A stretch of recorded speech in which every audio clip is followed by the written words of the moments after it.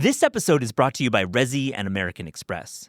Resy is a digital platform that connects restaurants to restaurant lovers by elevating dining experiences, providing original industry content, and helping to fill some of the country's most exciting dining rooms. Because restaurants have always been more than just places to eat. The amazing world of restaurants is just a few taps away in the Resy app and at resy.com. This episode is brought to you by Nespresso. Gift magical mornings with Nespresso Virtuo Pop. Compact and stylish, Virtuo Pop is made to meet every morning coffee craving. From espresso to coffee, hot or iced, at the click of a button. And celebrate the season with Nespresso's limited edition coffee flavors. Sweet almond and hibiscus, cinnamon and candied tamarind, and festive double espresso. Magic in the making. Shop the holiday gift collection exclusively at Nespresso.com.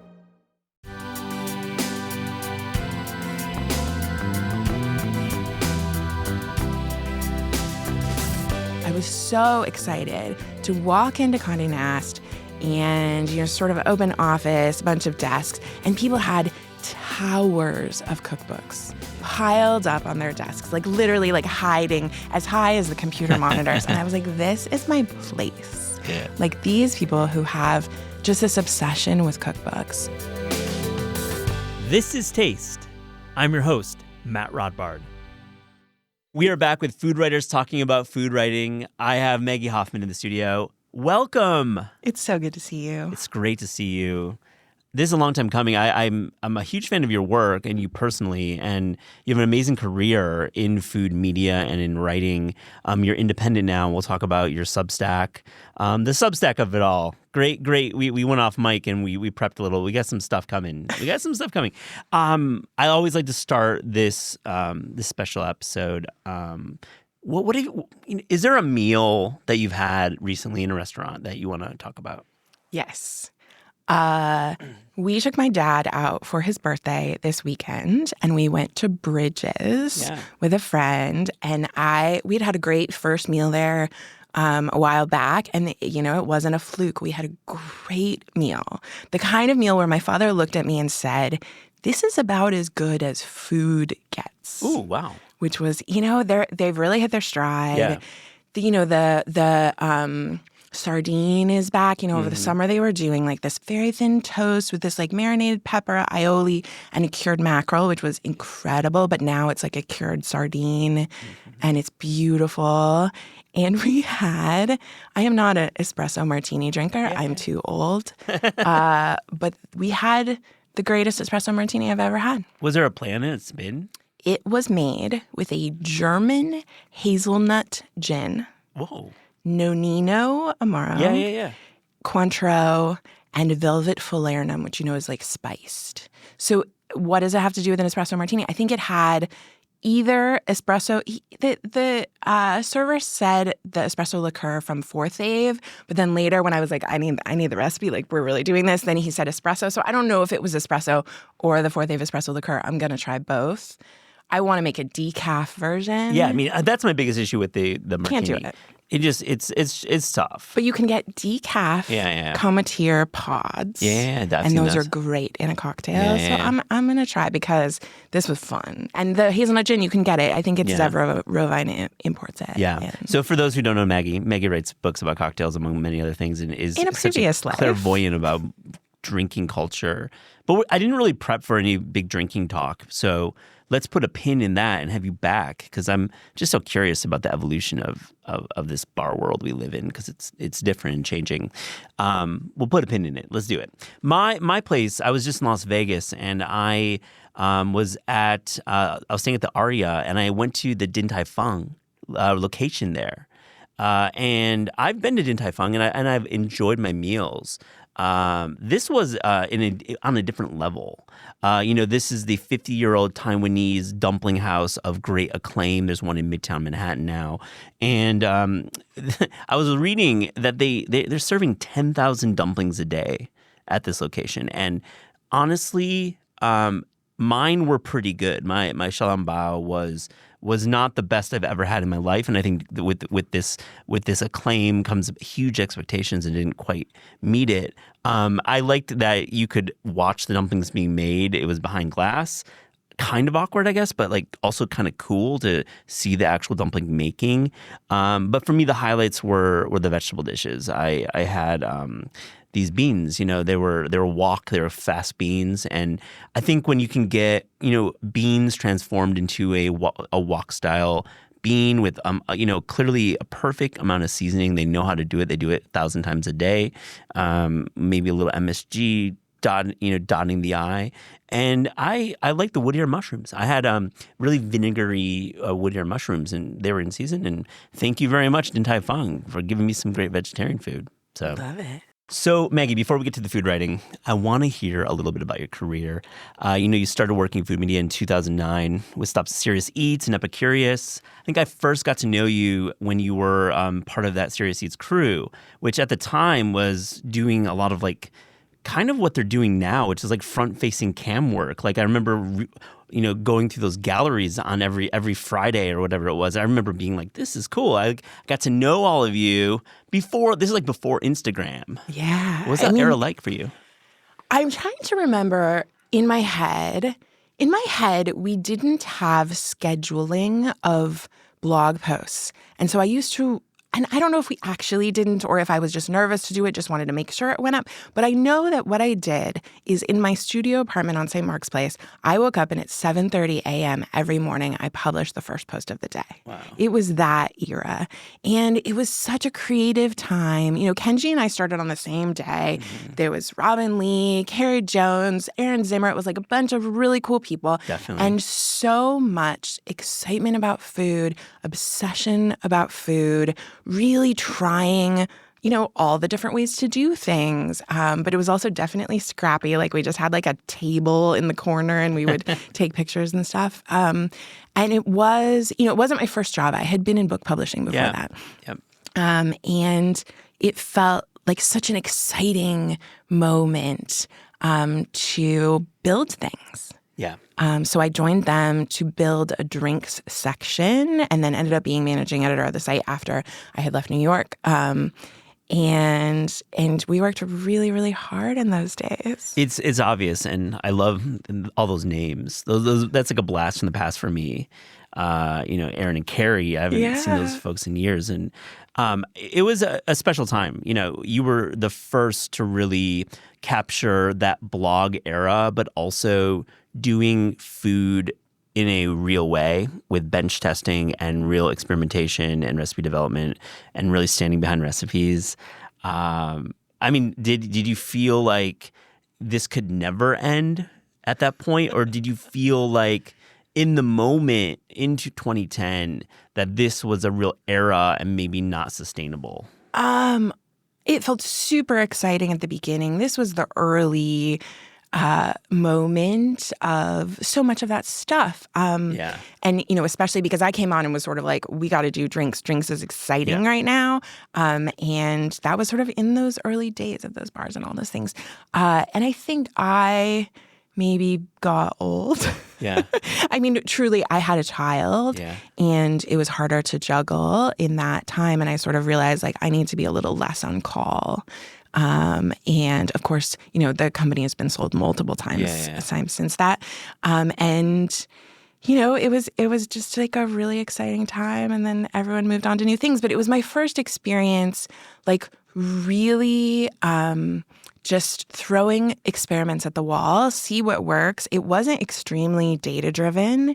It wasn't SEO-driven. That was sort of before all of that. Yeah, it was. We would talk about like what worked this week and what didn't, but it wasn't, compared to the experience of going to Condé Nast and having all of these really smart people working in data analytics and all these different things.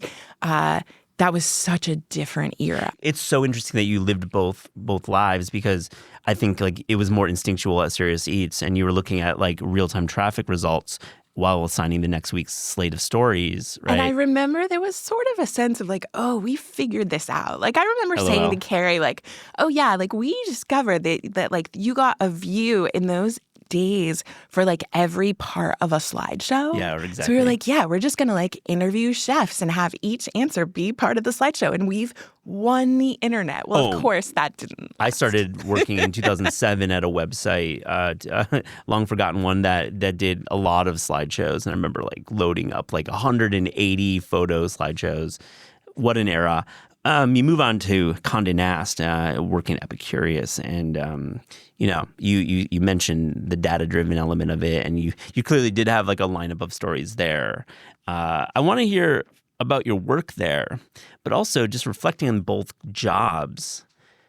I mean, there's like instinct, and then there's gaming the system through SEO. I think that those are two models. Do you have a preference of the two? Well, I will say before I got to Condé, I had this little interim moment where I was freelance. I wrote 2 books for 10 Speed Press. Shouts. And I was working at the Chronicle. I had a column at the Chronicle reviewing bars. But I really, my second book was about batch cocktails for entertaining. And it was really about like when you have people over, you want to actually spend time with them. And I think at that moment, I was leaning more and more into food and feeling like hosting was something that really was important to me, and not just having cocktails, but also food. And I missed working as an editor.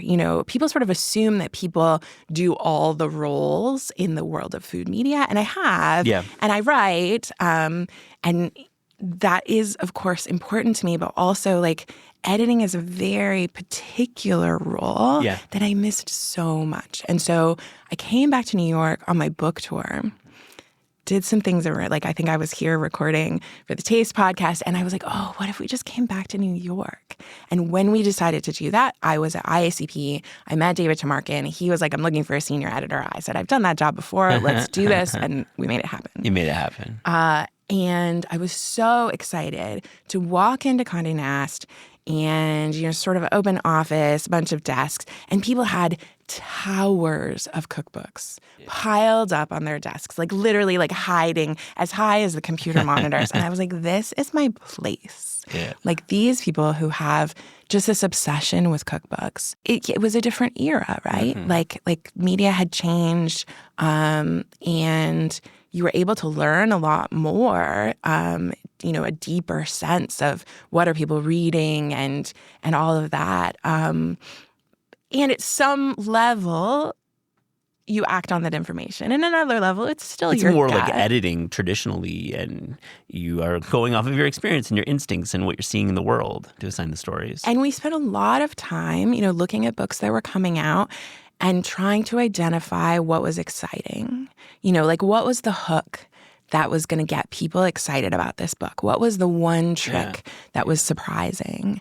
And so it really deepened my obsession with cookbooks, where at Serious Eats it had been much more about whatever was being developed in-house. And I also got to build at Condé Nast in the way that I had built at Serious Eats. At Serious Eats, I built this drink section, and then I was running the whole thing.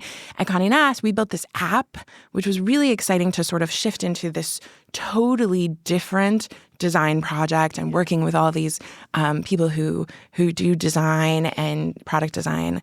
And so there's a lot to learn there. But, as it got on, it was sort of like, well, I built this thing for Condé Nast. I built this thing for Serious Eats. None of it paid off for me. No. What if I built something for myself? Yeah, right. You set it up well. And one more question about Epi. I mean, it's kind of no longer a thing. I mean, I know it's a brand, but I mean, was that like a failure by the ad side, the business side, to kind of use this great editorial, because it really was great, and not monetize it properly? I know you have time to reflect on this. It's been a couple of years. I don't know that much about how much monetizing was happening. Right. It was all a little opaque. I got to do some cool projects. Like we did this like interactive drinks cabinet where you clicked on different ingredients and you got to get the recipes from the site based on what you had, and that was really fun. And they sold it. It was someone sponsored it. So there were really cool things.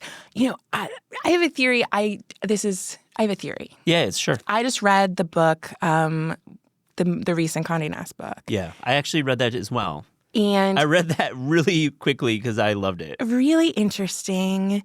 And maybe my takeaway, I think my takeaway was that some of these projects never were big money makers, right? And maybe, I don't know. I will say that it's really unfortunate to have an amazing archive and not support it enough that they can have a functional website, and not support it enough that they can have editors, and not support people enough that they're not working around the clock. And so when I started, there was a really big team, and it got smaller and smaller and smaller. And that was just mentally so difficult. And the people there are really smart. Oh, for sure. And the people I worked with were amazing. I worked with an incredible group of people. And, it's just unfortunate to see everybody sort of scatter. Yeah. Love to our friends at Condé and BA. I'm pulling hard for BA, and I hope that when things settle, we can have a healthy food media landscape, and places like BA and maybe Epic can come back in some form. I think the lesson here, for any young editors, writers listening, is like, try to find out about the business plan. I know it's not as easy when you have this massive company, and I'm not blaming you by any means. You probably tried, but it's like you should try to figure out how money is being made. And, it goes into that church and state conversation, but I think we're post that, obviously. And if you want to be a working journalist, you should kind of know how your company is making money, and perhaps how you can help in a way that keeps your work true. And even if you do help, I think in my career, there have sort of just been these amazing opportunities to work with amazing people, and maybe it's not forever. Yeah. And that's just Great sort of way to how it say goes. Well, we have to move on. You set it up well about, betting on yourself, and you really did that. This episode is brought to you by ButcherBox. As a food writer and cookbook author, I'm always cooking up a storm in my home kitchen. And while my pantry is well stocked, and I make it to the farmer's market for seasonal produce, and perhaps a few photos for Instagram, I'm always struggling to find the perfect cut of beef, pork, and chicken to cook for dinner. For real, my local Stop & Shop's meat section just isn't cutting it, and our local butcher shop is frankly pretty scary. That's why a ButcherBox subscription is such a lifesaver. My freezer is always packed with premium grass-fed beef, free-range organic chicken, and wild-caught seafood. I recently pulled out a 3.5-pound boneless pork butt from the freezer and was braising it in no time. Soy sauce, mirin brown sugar, oyster sauce, low and slow. It was delicious. For nearly a decade, ButcherBox has led the industry with meat and seafood that's antibiotic-free. As an exclusive offer, our listeners can get free protein in every box for a year, plus $20 off your first box when you go to butcherbox.com/taste. Visit butcherbox.com/taste to get this limited time offer and free shipping always. That's butcherbox.com/taste. Don't forget to use our link so they know we sent you. Today's episode of This Is Taste is brought to you by Grow Therapy. I'm a big believer in therapy and think everybody should get the help they deserve. But have you ever tried to find a therapist online and were more stressed out by the simple act of finding a therapist? I certainly have. There's the cost, the scheduling, and of course, finding the right fit. Finding a therapist is not that simple. Grow Therapy makes it way less overwhelming and way more affordable. Whether it's your first time in therapy or your 50th, Grow makes it easier to find a therapist who fits your needs. They connect you with thousands of independent, licensed therapists across the U.S., offering both virtual and in-person sessions, nights and weekends. It's that easy. And you can search by what matters, like insurance, specialty, or availability, and get started in as little as 2 days. And if something comes up, you can cancel up to 24 hours in advance at no cost. There are no subscriptions, no long-term commitments. You just pay per session. Grow helps you find therapy on your own time. Whatever challenges you're facing, Grow Therapy is here to help. Sessions average about $21 with insurance, and some pay as little as $0, depending on their plan. Visit growtherapy.com/taste today to get started. That's growtherapy.com/taste. Availability and coverage vary by state and insurance plan. If you're like me, your skin needs some extra care this time of year. All that cooking for family and friends has me busy dipping into my favorite cookbooks, like Alison Roman's new Something from Nothing. I love her tomato kimchi soup a whole lot. This busy season also has my skin in a pretty interesting place.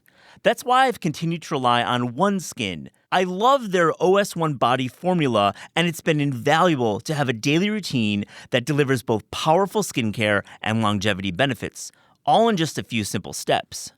OneSkin also just launched their limited edition holiday sets, including the Nightly Rewind gift set, which is one of those rare gifts that's both impressive and genuinely useful, providing an upgrade to anyone's nightly routine. Featuring their best-selling face moisturizer and their new peptide lip mask, each component of the set is designed to work together as your body enters its natural nightly repair mode, helping renew skin at the cellular level for a stronger, smoother, and more resilient skin. For a limited time, try OneSkin for 15% off using promo code TASTEPOD at oneskin.co. That's promo code TASTEPOD at oneskin.co. The dinner plan has been a smash success on Substack, and I see the work, and I just respect the hell out of it. You're doing great work. You're interviewing cookbook authors, many who appear here as well, and having very different conversations. And I appreciate that. You're also publishing recipes, and I think Maggie, tell me about the Substack of it all, like how you, as a single operator of this publication, are making it work. And what are you thinking about for 26? Like, in terms of revenue, in terms of just growing it? Well, it's a lot, but I do think, this is part of the thing. Being able to see sort of how we grew at Condé was amazing training to build something for myself. And it would be so much easier to have a corporate sponsor just like run a podcast for you, run a website for you. But that's not the situation that I was in. And so the question was, like, how can this be a whole ecosystem? So somebody comes on the show each week and they talk about their book, but they also talk about what they really cook at home, what they cook at home when they're exhausted, where they look for inspiration. And it sort of kicked off from, I wrote a story for Epi about burnout and burnout in the kitchen. And I've been thinking a lot about, I don't know if, like, are we more burnout now than people were decades ago? I don't know, but it feels like it sometimes.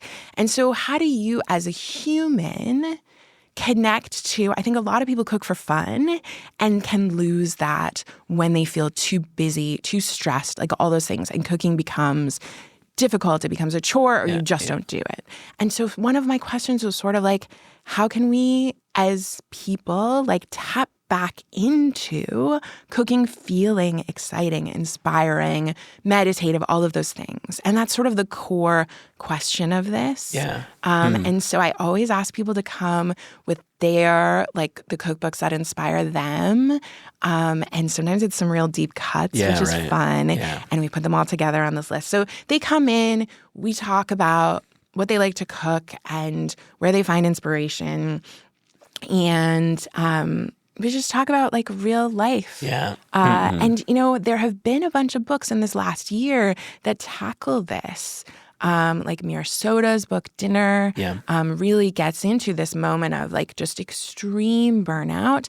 And how do you find yourself back to your cravings?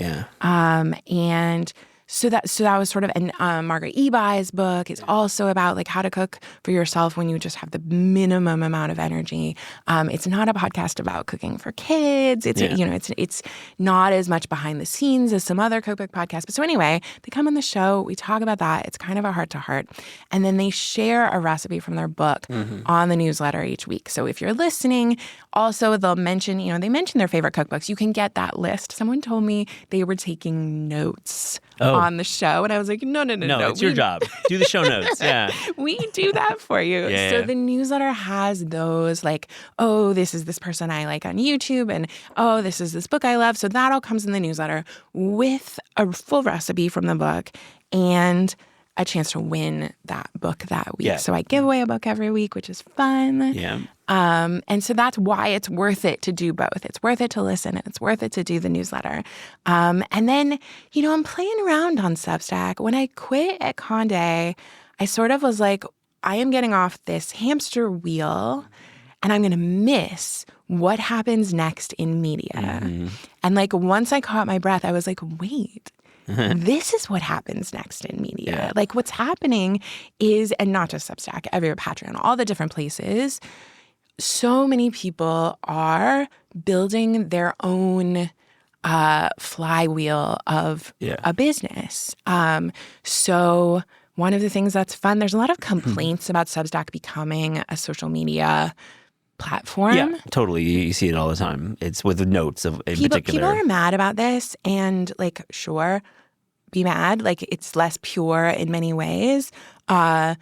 But also what I love is I am not a photographer. I'm a lot of things. I'm a digital strategist. I'm a writer. I'm an editor. I am not a photographer. So the idea that we could, you know, in however many years after Twitter, that we could have a mostly words-based social media platform is fine with me. Yeah, no, I agree. It's like why I love Substack as well. It's still very much, even though they're doing like streams and interviews live and all that stuff, they still really are text-based.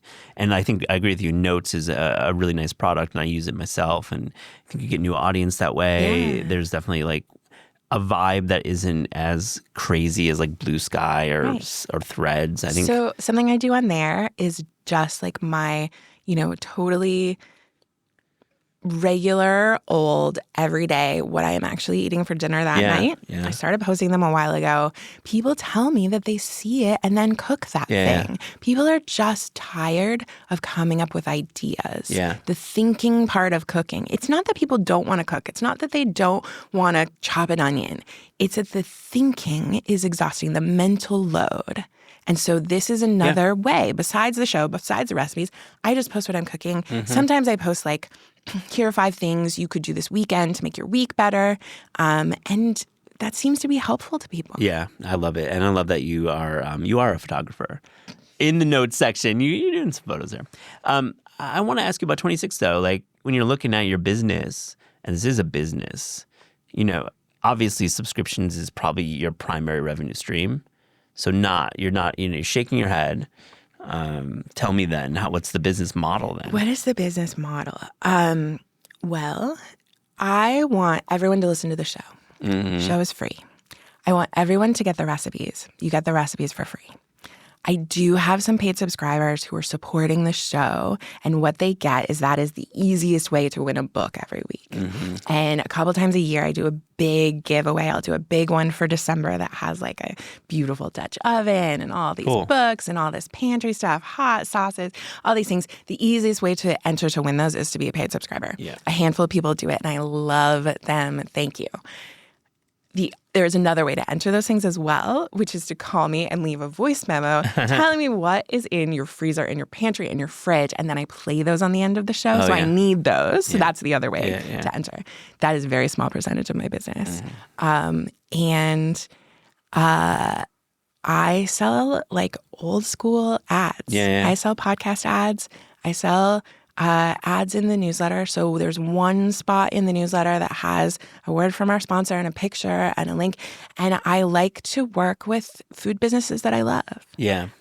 So it's so exciting to have people who I've known for, decades in this food business be like, actually, like my listeners are doing the grocery shopping. My listeners are making decisions about cookware. And so it's, is it the hugest audience ever? No, but it is an engaged size doesn't matter at all. Like we're post scale, obviously. These are the people who make these key. decisions. Yeah. And so often what they want is, Brooklyn Deli's starter sauces. Yeah. They're so good. I use them. I'm so pumped that they're going to do ads on the show.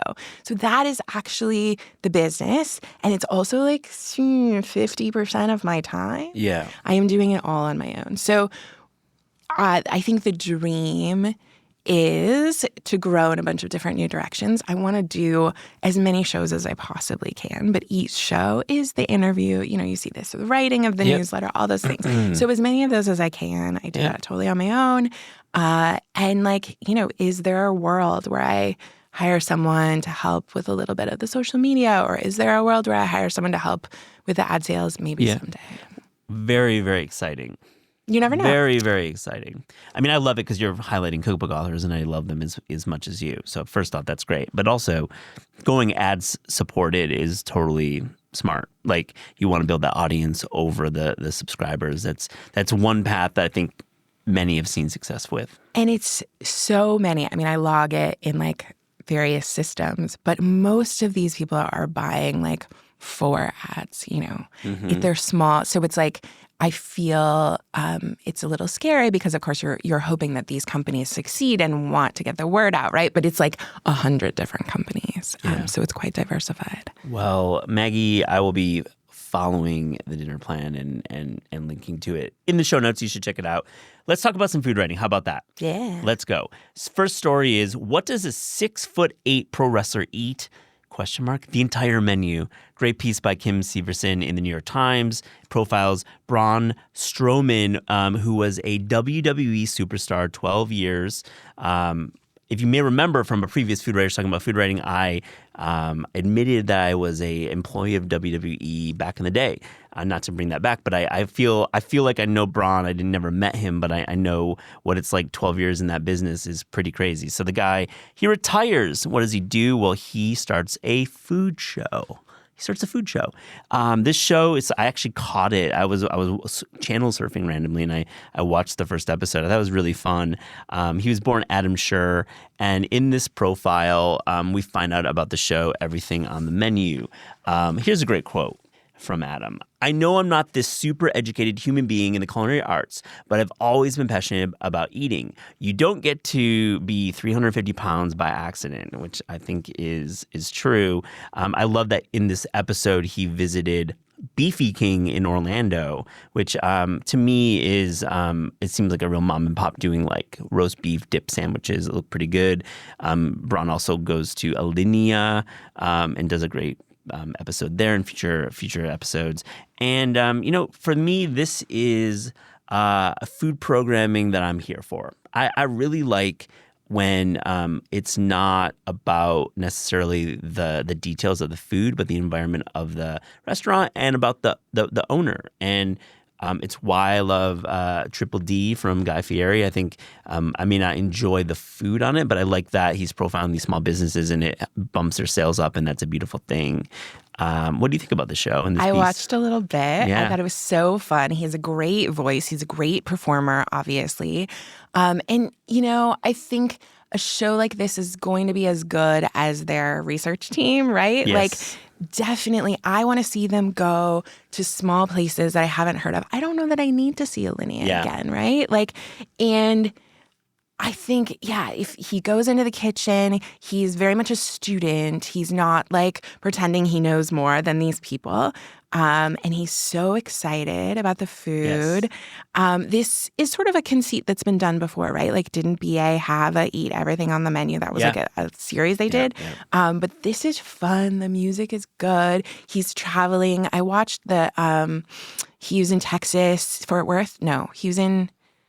I forget where he was. He was somewhere in Texas, and he goes to like all different, it's a lot of meat. Mm-hmm. It's a lot of meat. You gotta be, it's not gonna be a show that vegetarians are gonna want to watch. No. But it's truly fun. Yeah, and he orders everything on the menu. It says in the title, so it's super simple conceit. And there's like real joy there, And again, it's not necessarily about the details of the food, which I think that BA feature did more of, and more about the proprietors and the owners of the restaurant. Next story. I looked around Serious Eats because I wanted to dip into Serious Eats. They're doing great work these days, and I found a really cool one.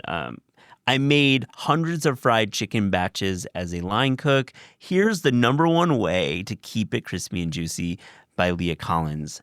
First off, that's like a real throwback headline, man. That's like it's giving a lot of 2010, 2011. The here's the number one way. So no judgment. I like to see it. It felt almost retro. The piece is terrific. The writer Leah worked as a line cook in a casino and admits that fried chicken is not easy. Quote, perfectly fried chicken might look simple from the outside, but on the line, it was a relentless process of timing orders, juggling baskets, and watching oil temps like a hawk. It made me realize that the art of fried chicken is often taken for granted. She digs into this contrast, this challenge of getting a crispy crust on the outside and a juicy interior. So not dry, crispy, challenging in the food science way to have that contrast so close to each other. Leah adds, making memorable fried chicken comes down to control over oil temperature, control over how much you crowd the pan, control over when to pull each piece. So Serious Eats' answer here is controlling oil temp, picking the right pan, which I think is smart. They tip to the Dutch oven or cast iron as ideal, and certainly not overcrowding. That is key. They also are all about dark or white, pick your poison. But Maggie, a couple things. Throwback, does it bring back memories? And are you a fried chicken home cook? Do you dabble in the art of fried chicken? I have a friend who makes really good fried chicken, and so he sort of kicks me out of the kitchen when this happens. But, I did think one of the smart things about this was that she doesn't fry all the different sorts of pieces at once where you're pulling at different times. She's frying all the thighs together, all the breasts together. If you're doing a couple of chickens, so that basically everything is happening on the same time scale, which I thought was really smart. I think this piece sort of hits the challenge, which is when you have a huge archive, the way that Serious Eats does, they have already done a sort of, any number of basic guides to fried chicken or whatever. And so this was a way, I wonder what they were targeting, sort of are they targeting people who are searching for best temperature for fried chicken or something like that. One of these sort of smaller questions. There are other stories on Serious Eats about brining. There are other, so it doesn't address all of that. And I think that may be the era of the internet that we're sort of maybe wrapping up, but late innings of that era. Yeah. But it did bring me back, and I think something that my crew at Serious Eats and then the crew at Epicurious have sort of said over time is that if you love a food writer who does really good work, who really challenges maybe questions, if there is sort of accepted knowledge about cooking and someone is out there doing the work to actually see if that is the right answer, you can follow them wherever they go, whatever brand it is. You can follow them to their Substack. Genevieve VM used to write great things for Epicurious, and now she writes great things for Serious Eats. Yeah. I love it. Yeah, I'm definitely brand loyal when it comes to recipe developers, and we can support them now on Substack, or we can just follow them to the next brand they go to. Yeah. For the record, I cannot mess with fried chicken at home. I think that there's great restaurants versions of it. I don't eat. It's not the food, the one food I want to eat once a month, and it certainly is not for that quick weeknight meal. Oh no, you have to plan for it. I mean, you can play around, I guess, if you have some of the ingredients around, but you kind of you got to prep that out. It's super important. Nice piece though. I really liked it. Last story, and I wanted to feature a writer who isn't really a traditional food writer or journalist, but I thought this piece was great. Peak Private Label by Ellie Truesdale from the New Fair Partners Substack. Ellie is a partner at New Fair, which is a venture capital firm. She previously worked at Whole Foods as a buyer. She was in senior leadership there. Ellie has been on the podcast, had a great conversation a couple years back. And I'm new to her Substack, and I really like it. I think she's had a number of provocative stories in many ways. And this one was from about a month ago, and I really liked it a lot. I think she's writing about private label, which kind of is shorthand for Whole Foods 365 or Kirkland signatures. We used to call them generic. Now we call them private label. But really, it's the brand for the store that you're going to. Ellie writes about how private label sales are booming. The sales this year are projected to hit $277 billion, up from $262 billion in 2023. We talk about a grocery in billions and trillions, which is remarkable. I mean, I think we take that figure for granted when talking about grocery, how big of a business it is. If it's not obvious, we all go to the grocery store, but there's a lot of grocery stores in America. I love this quote. At first, the massive surge in private label might seem like an obvious correlation to price sensitivity, Gen Z and millennials being today's most price-pressured shoppers. While yes, the increase of these lines have strong overlap with rising inflation, there's more to the story. Here it is. The growth has been accelerated by brand fatigue.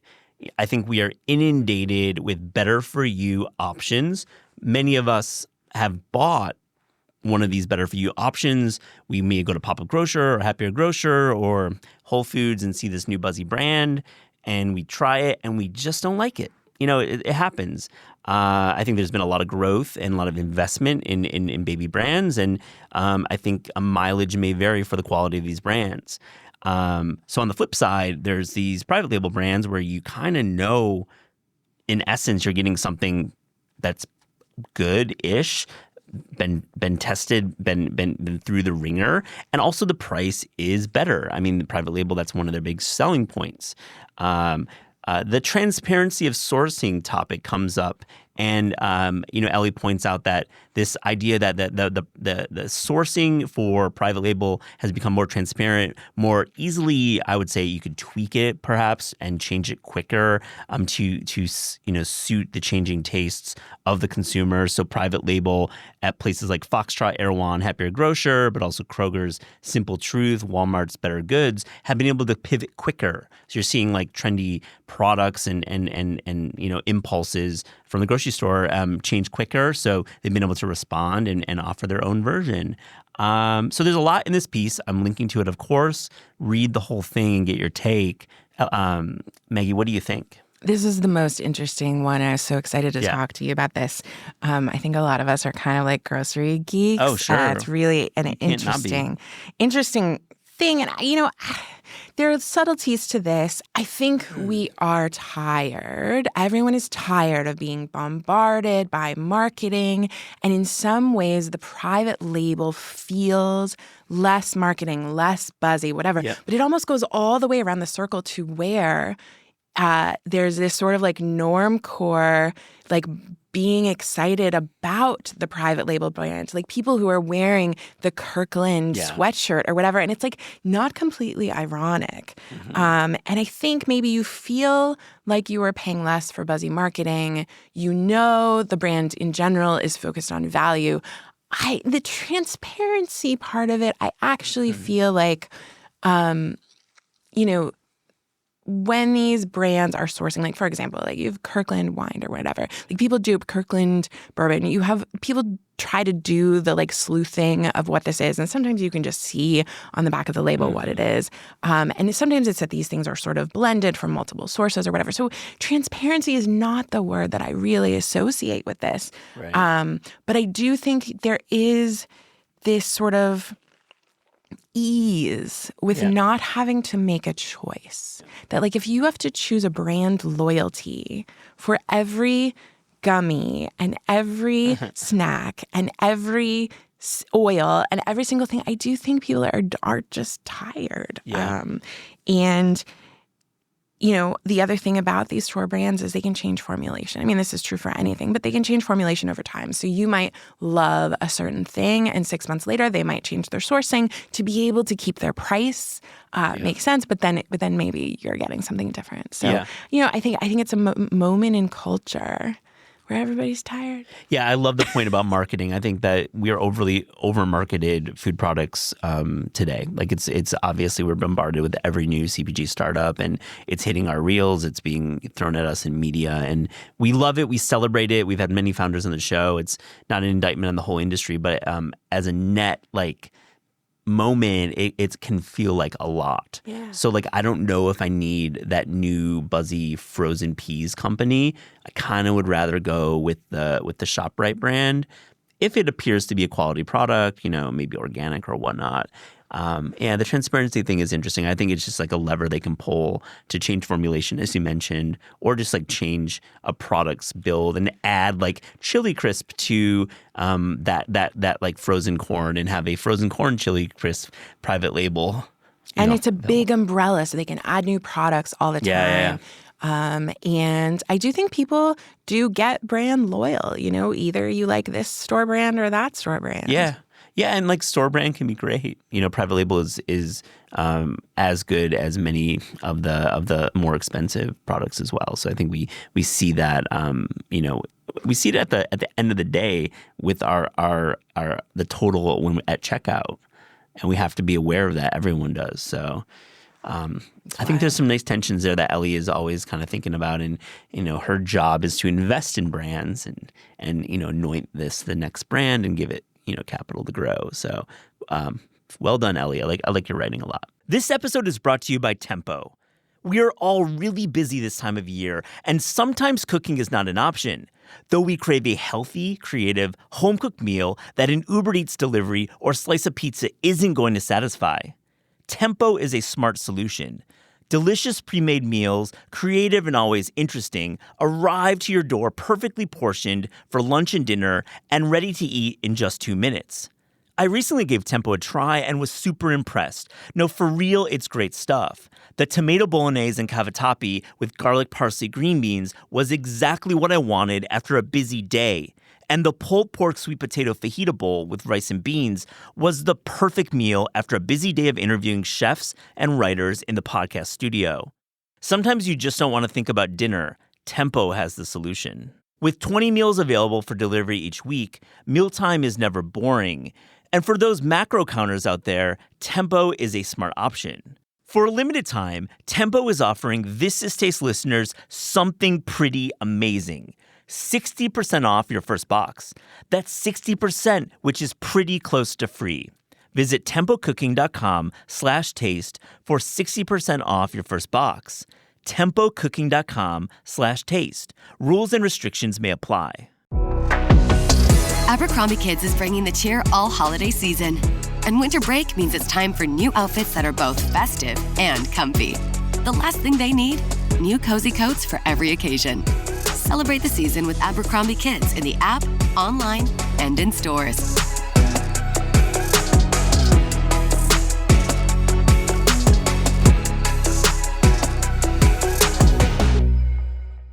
The family that vacations together stays together. At least, that was the plan. Except now, the Dastardly desk clerk is saying he can't confirm your connecting rooms. Wait, what? That's right, ma'am. You have rooms 201 and 709. No, we cannot be 5 floors away from our kids. The doors have double locks. They'll be fine. When you want connecting rooms confirmed before you arrive, it matters where you stay. Welcome to Hilton. I see your connecting rooms are already confirmed. Hilton, for the stay. Well, let's get to this fun segment. We mentioned Condé Nast earlier in the episode. Did you read the Graydon Carter book? Not yet. Not yet. I was gonna say, like, that's a lot of Condé Nast for a former employee. We're gonna read the Graydon Carter, but this is our tip to Graydon Carter. In 1997, Graydon Carter at Vanity Fair paying his writers, $500,000 for a contract. So we're saying this is you get a lot of money to write a story. What would that story be?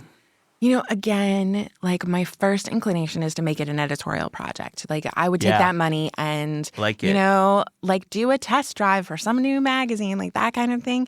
But I also, I was a history major, and when I fell in love with podcasts, it was really history podcasts that I was excited about, like Mother Country Radicals. Did you listen to that? It's amazing. Haven't checked that. Hardcore History. I know that one. And Articles of Interest is so amazing. And so I would be so excited to have those kinds of resources to create like a really texturally rich audio project with lots of traveling and interviewing people and the oral history of what people cook and what their grandmothers cooked and what they remember about food. Like that's something that I think is so worth an investment. And the truth of it is that's not the kind of show you can do on your own. Yeah. So we're doing oral history, grandma cooking, but also just what people ate over time. So are we going to maybe do go way back? Yeah, I think regionally. Oh, I see. Regionally. Regionally, I think I would,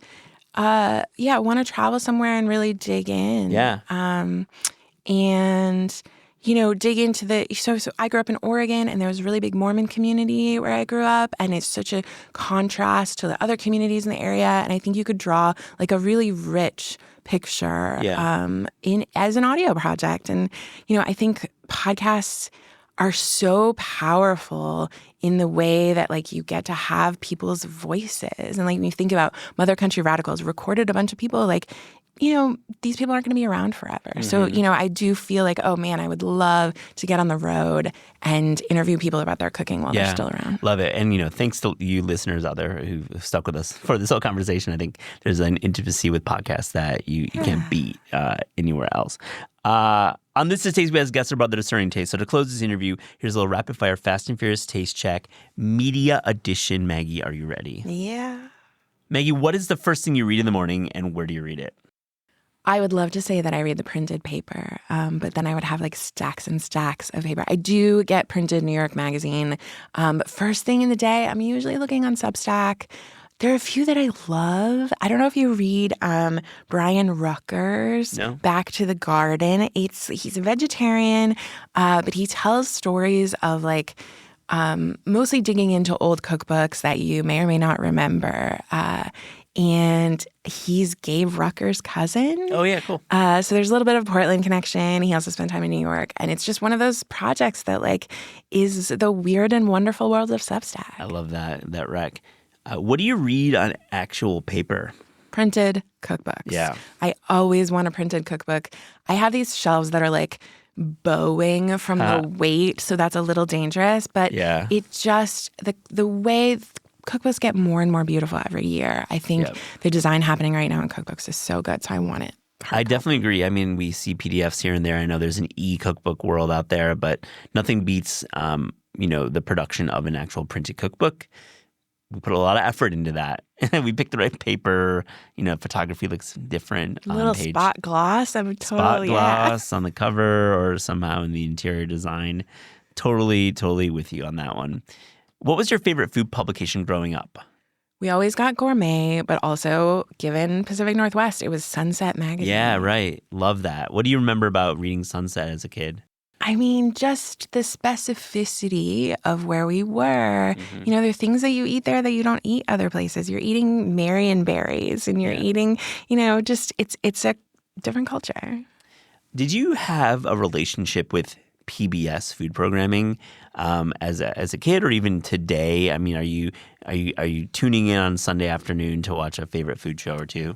I didn't that much as a kid, but lately I watched the whole series of Vivian Howard's show from a couple of years back. I think it's 2020, Somewhere South, which is really interesting. She picks a theme as pickles, dumplings, and she travels around and interacts with different communities to learn how they do that thing. And it's really worth watching. It's on YouTube. I love that, Rack. I know Vivian's work, but I didn't know there was and that she show. has a new show now, cool. which I haven't seen yet. But. Cool. So this conversation has really been rooted in words and text on the page. And we really haven't talked about video. So where are you at right now with YouTube, TikTok, recipes, virality? I'm just saying words now. What do you think? I don't want to be on a video. Yeah. No, I mean, it's funny. People tell me, so we have words and then we have the voice and then we have video, right? And people tell me, guests come on the show and they're like, Maggie, I like to listen to your show when I'm trying to fall asleep. Yeah, and we get that a bit too. Absolutely. But in terms of watching video, who I love is Haley Catalano and Chuck Cruz, Friday Night Dinners. They have this account. It's two people cooking. That's the two of them together. Very familiar. It's so great. Number one, because they legitimately know what they are doing. Yeah. They have great knife skills. They have great, reference points. Everything they're cooking, it just gets more and more exciting. And I just love to watch them cook Friday Night Dinner. Love Haley and Chuck. And they both, when we were chatting about that show here in the studio, I mean, it's real. They decide that morning what they're going to make. They do a little bit of prep and then they just roll. And I love that. I mean, it's kind of not fake at all. It's amazing. And they're having fun. I asked Haley came on the dinner plane and I asked her, okay, you guys cook very calmly next to each other. Some of us, sort of alpha cooks, kick people out of the kitchen, don't want someone standing near. And she said, we worked on the line together. They have a choreography to their cooking that they can be totally relaxed together. They divide up what they feel like doing. One of them feels like chopping shallots. And one of them feels like making a sauce. So they just sort of exude a calm in the kitchen that I think a lot of us just don't have. Yeah. Last one. Where do you want to be in 5 years with your media career? I mean, I've made it, right, Matt? Yeah, totally. I mean, if made it means I'm not in meetings 7 hours a day. I'm not stressed beyond belief. I would love to take this little company, maybe a little more into the real world. I think I had one really fun event where my guest on the show came over afterward and we cooked together. Yeah. So I would love to do a little more of that. The real gift of this all is getting to be connected to food people, getting to meet food people, having these conversations, and then having a dinner party together. Smart. Great. That's what I want. I think a brand would probably support that too. I mean, Thinking about the money side of it. Call me. Call Maggie. Maggie Hoffman, this has been so much fun. Thank you so much for joining This Is Taste. It was so much fun, Matt. Thank you.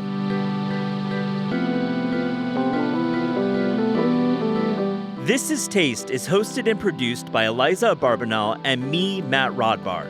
The show is edited by lead producer Clayton Gumbert and supervised by Pat Stango, Director of Media Production and Development at Penguin Random House.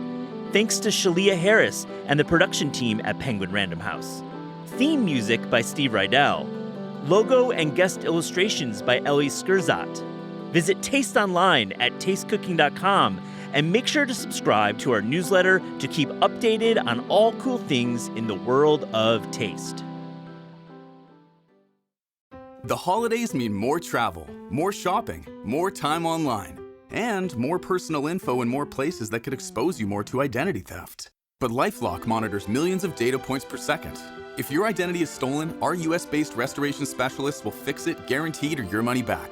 Don't face drained accounts, fraudulent loans, or financial losses alone. Get more holiday fun and less holiday worry with LifeLock. Save up to 40% your first year. Visit LifeLock.com/podcast. Terms apply.